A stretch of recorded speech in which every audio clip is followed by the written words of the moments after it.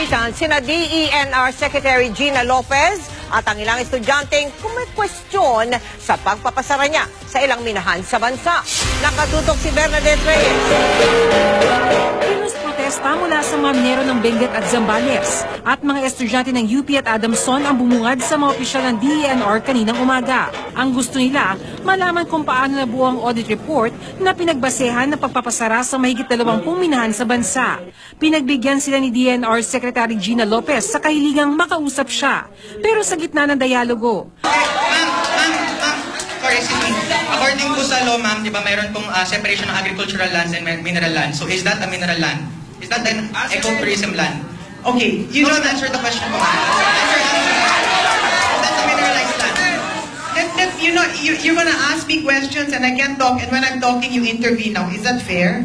Let me talk. nasundan pa ito ng ipilit ng isang estudyante na agad-agad niyang makuha ang kopya ng audit report. Is that bastos or is that bastos, no?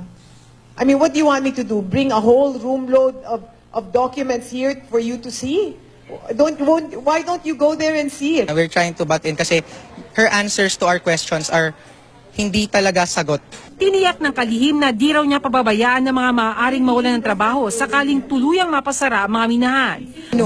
I have the money to create an alternative economy, and I have been successful in my projects in Palawan, in Puerto Princesa, in the Yolanda area, where my communities are earning 30 million a year, and I only put in 1 million. Pero para sa International Chamber of Commerce Philippines, hindi madali ang paglikha ng mga bagong trabaho, lalo na sa sektor ng ecotourism na tinitingnang alternatibo ni Lopez. To create a job is not something that you could do it overnight.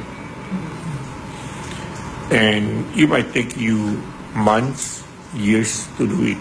They still wanted to see, after all this pronouncement of the good secretary, what happened next.